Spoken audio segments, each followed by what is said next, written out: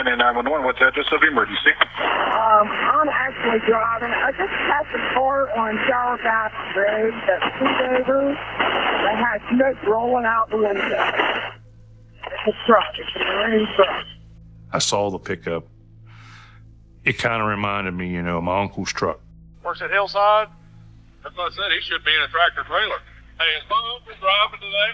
Didn't show up today and he hadn't heard from him.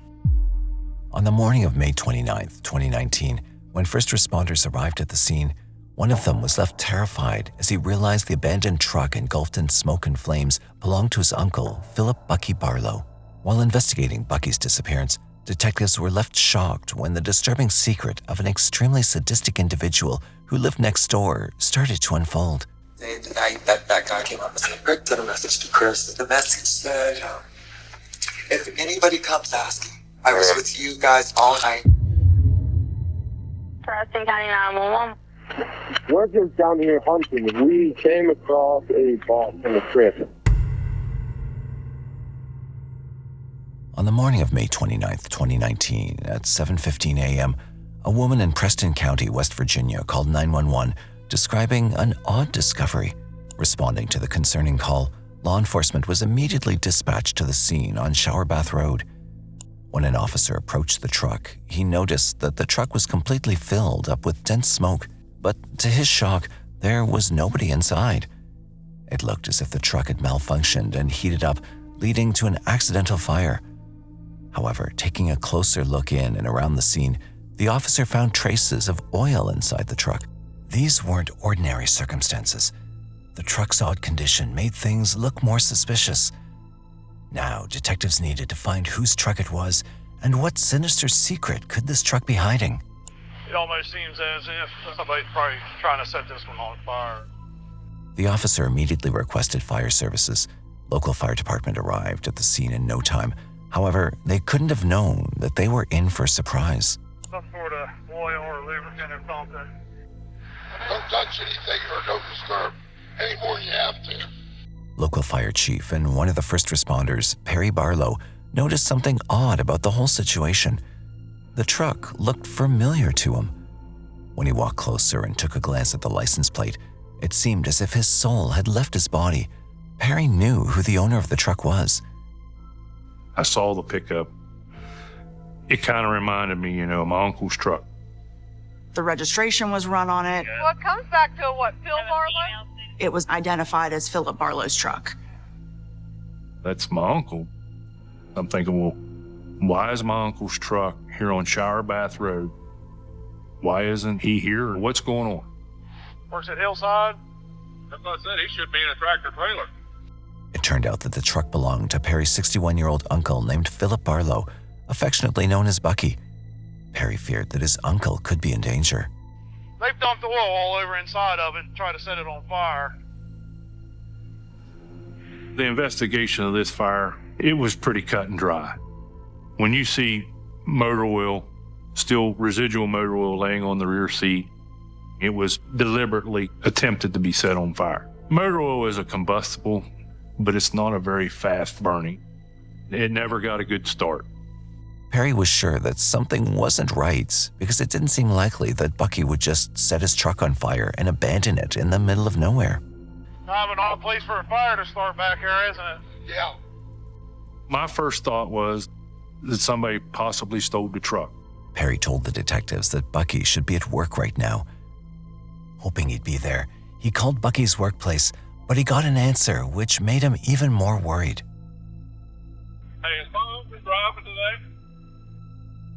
Didn't show up today and he hadn't heard from him. Something's wrong because he was very punctual. He was always early. This was another cause for concern. A 61-year-old man had vanished, leaving behind only his truck in a very wicked situation. The only thing clear at that point was that someone wanted to destroy that truck. Detectives spent hours extensively searching the area where the truck was found, but there were no signs of Buckie anywhere. Once the officers had secured and examined the scene on Shower Bath Road, they headed to Buckie's home, hoping to find any clues that could help them figure out where he was. Buckie lived in Tunnelton, not very far away from where his truck was found. It was only a 10 or 15 minute drive. When detectives arrived at Bucky's address, they didn't find any signs of a disturbance or anything that seemed out of the ordinary in the area. They knocked on the door, but nobody answered. Since the detectives had no cause to break into Bucky's home at that time, they decided to leave. Officers then got in touch with Bucky's friends, who told them about Bucky's girlfriend, Mary Butler. At the time, Mary was living in Indiana, so the detectives could only get in touch with her through a call. I got a phone call on May 29th that Bucky did show up for work and that they found his truck. I had 50 million things running through my head at that time. Where could he be? What should I do? I knew there was something wrong. Just the next day, Mary arrived in Preston County to speak with the detectives. I just wish we could find him alive. I know, I do too. This is crazy. I don't want to be without him. He's my world. Mary told the detectives that the last time she spoke to Bucky was the night before. Bucky would often leave for work between 12:15 and 12:45, so sometime around midnight, Mary and Bucky would have their regular catch-up calls. I was at my mom's when Bucky called me when he was getting ready for work. I told him that I would call him back, and 15 minutes went by, and I called him, and I didn't get any answer. Bucky knew that Mary was going to call him a little later, but when Mary called him, there was no answer. And although this struck Mary as quite odd, she didn't think too much about it, thinking he might have been occupied with work. But even with this information, it was hard for the investigators to determine where Bucky went after his truck was set on fire. They'd requested a ping on Bucky's phone, and the results did offer them a few clues. It was about a half a mile from his house when it stopped transmitting. The direction it traveled was the direction he would have went to go to work. We searched the area for the phone, but we were unsuccessful in finding it. At that point, Mary gave them permission to search Bucky's residence and check for any clues that could point them in the right direction. Sadly, when they entered the house, it looked untouched. There was nothing that seemed odd or out of place. No signs of a break-in or any kind of disturbance. Officers started to believe that whatever happened to Bucky didn't start in his house. Not finding anything inside the house, officers decided to canvass Bucky's neighborhood and interview people in the area to see if anyone had witnessed any activity that could tell them where Bucky might have gone. The reason I'm stopping is your neighbor there. I wonder if you happen to know when he left, or did you see him leave, or... No. Sadly, none of Bucky's neighbors claimed to have seen or heard anything the night Bucky went missing. The following day, officers called in extra help and resources to escalate their search efforts. In addition to the National Guard, aerial and canine units were also employed to help in the search.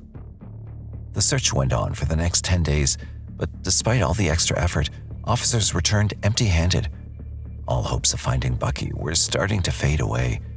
But just when detectives thought they were approaching a dead end, they received a chilling phone call from a local hunter, which turned the case even more horrifying. Preston County 911. We're just down here hunting, and we came across a ball in the creek. The creek is called Fortney's Mill. From Tunnelton, it's about a 20-minute drive to get there. Very isolated area. Once I got on scene, myself and another officer were able to approach the body. It was moderately decomposed. He did not have a shirt on. His jeans were around his ankles, and he was face down in the water. Looking at the body's gruesome condition, it was hard to identify. It was only because of the dentures that officers were able to identify the deceased as Philip Buckie Barlow.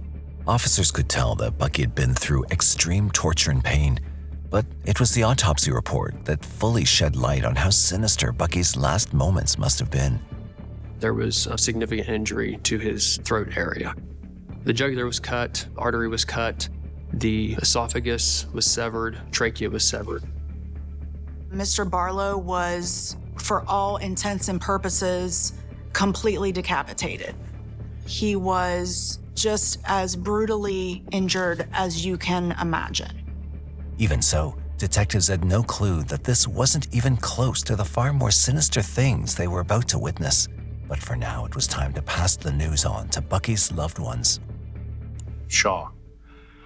You know, You don't want to believe that it actually happened.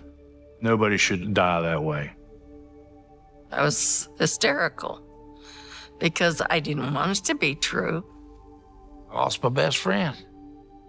I'm not one to show emotional, but it tore me up inside bad. The family wanted answers. Buckie did not deserve this. Since in such situations, the victim's close ones are questioned first, the officers called in Mary for an interrogation.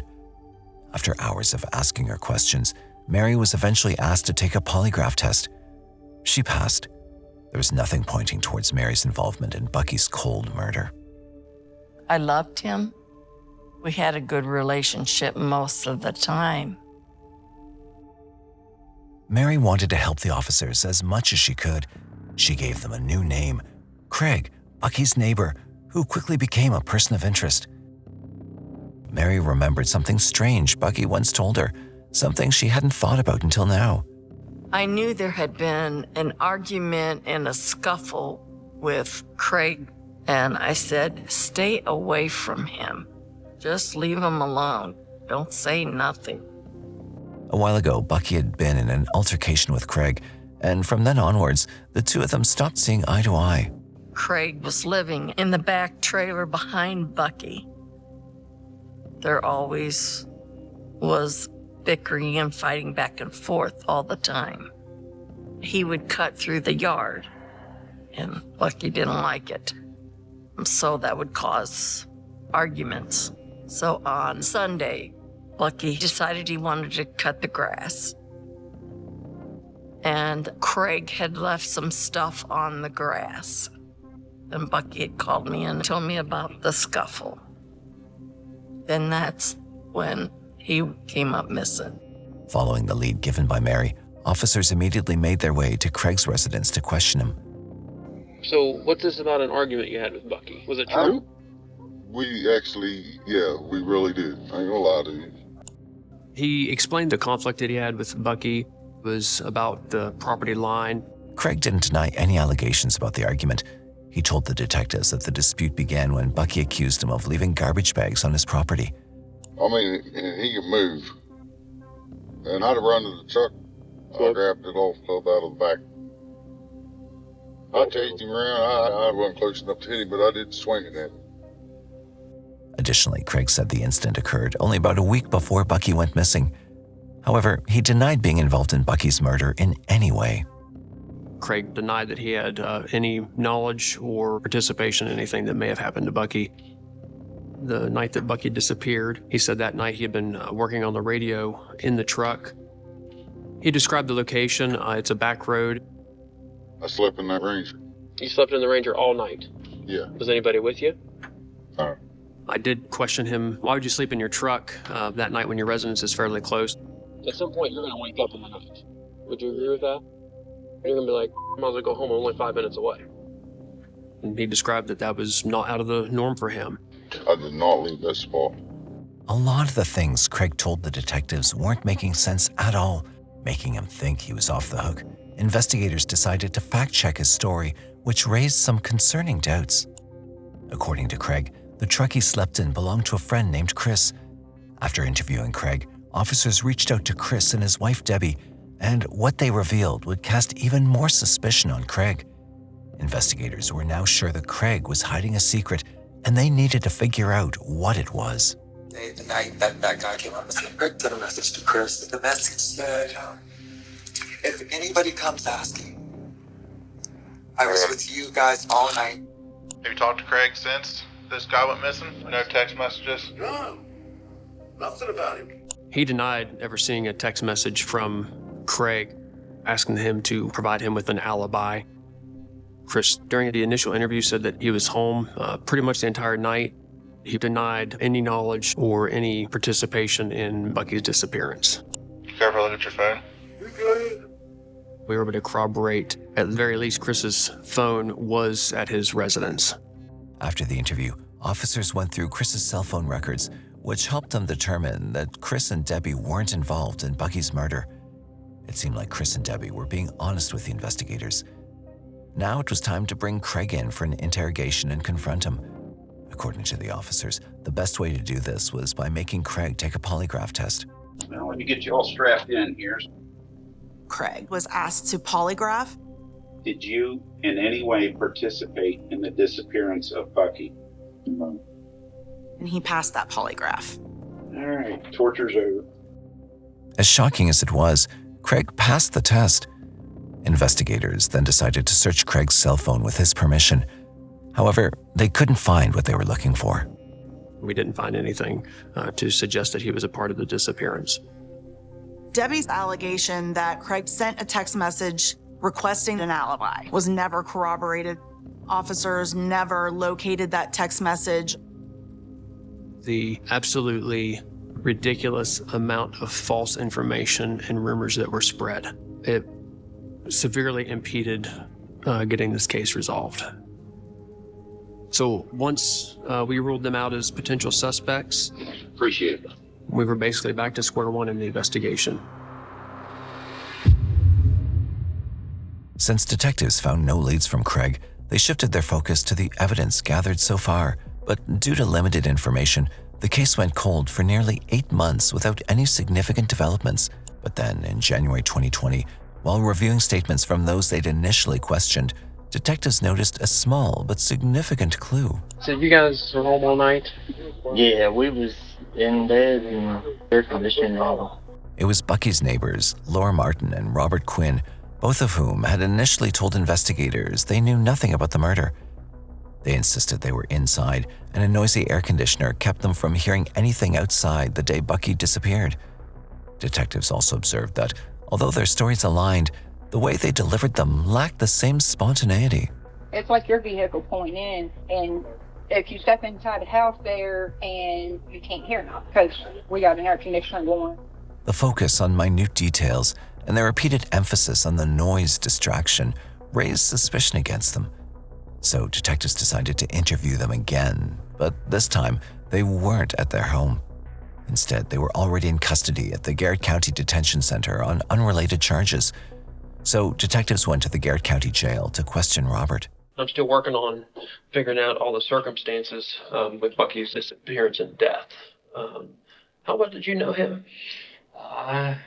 Really not very good. Okay, and you didn't hear anything? No, we had the air conditioner on.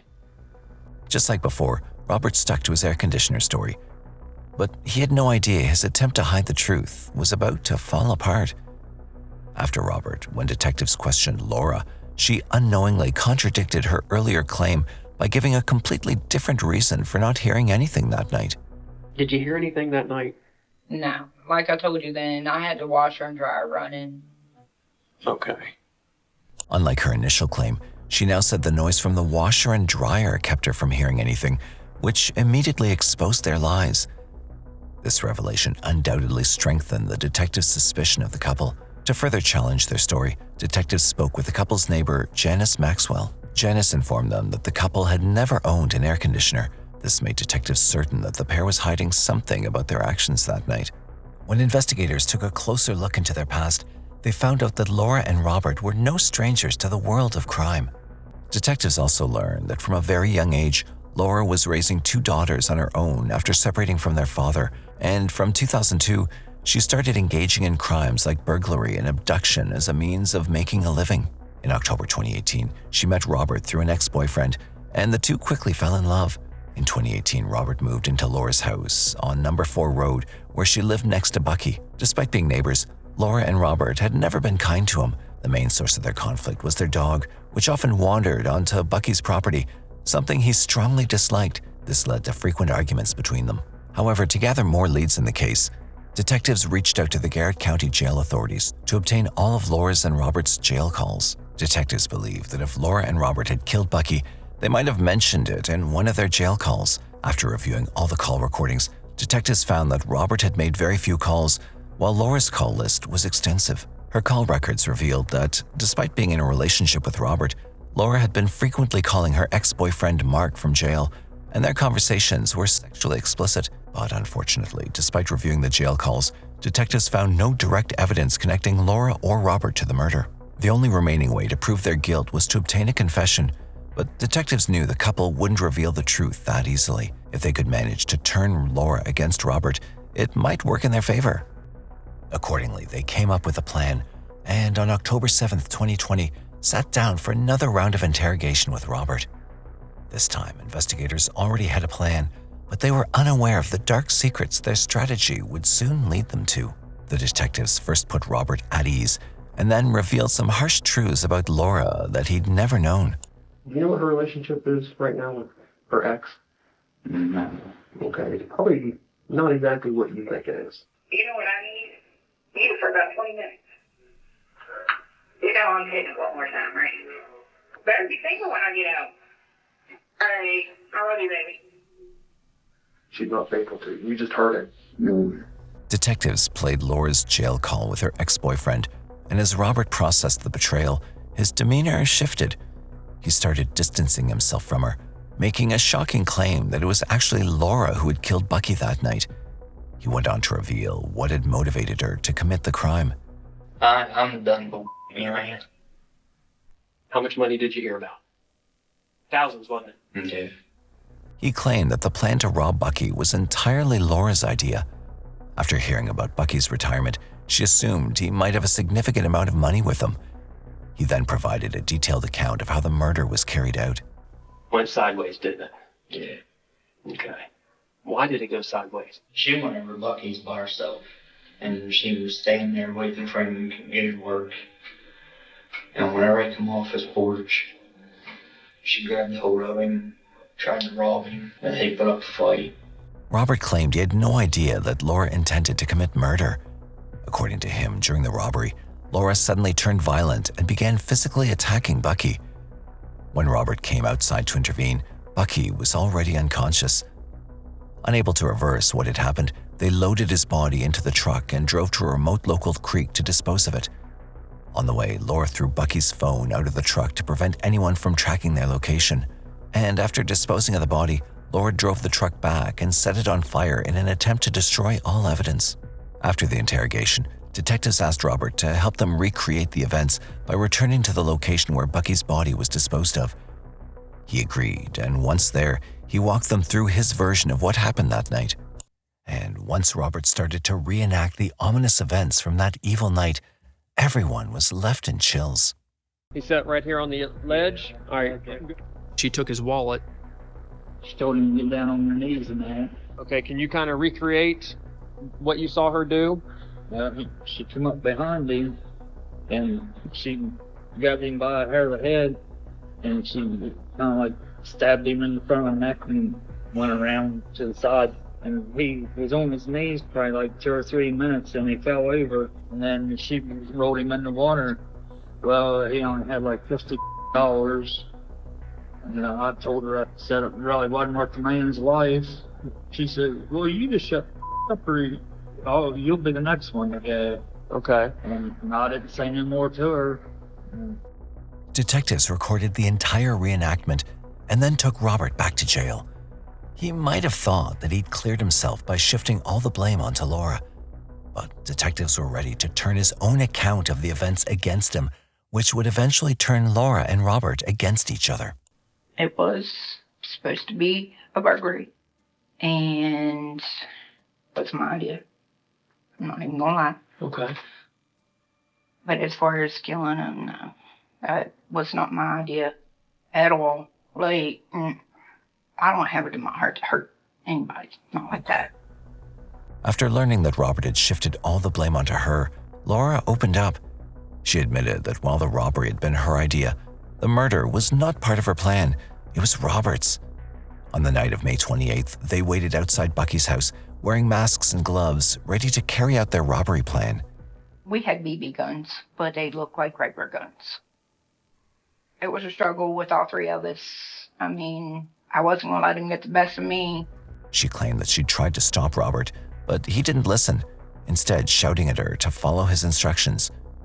Robert then took Buckie in the truck and drove to the creek where he performed the cruel act of killing. Bobby pulled a box cutter out. And I'm like, what the f***? Then I saw Bobby cut it. I shoved Bobby.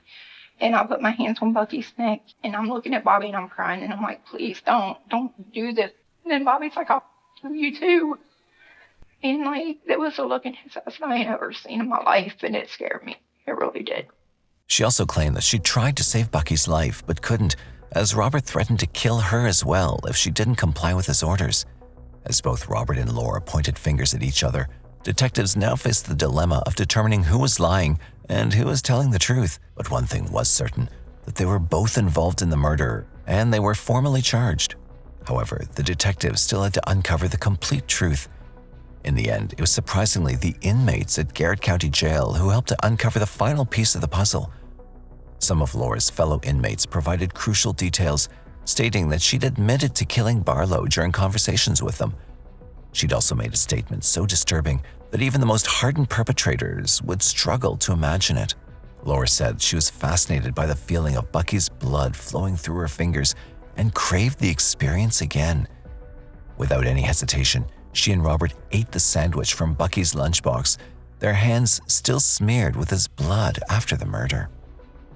This revelation made it unmistakably clear that Laura was a twisted psychopath and the mastermind behind the gruesome act. Detectives also discovered that Laura had always been the dominant force in the relationship, manipulating Robert into becoming her accomplice in the crime. However, detectives offered them a plea deal, which they agreed to. They eventually confessed the startling truth that they'd been desperate for money because their electricity was about to be cut off and they targeted Bucky for the robbery. But the brutal way he was killed only revealed a deep-seated anger within them. In court, both pleaded guilty to first-degree murder and first-degree robbery in connection with the killing and were sentenced to life in prison.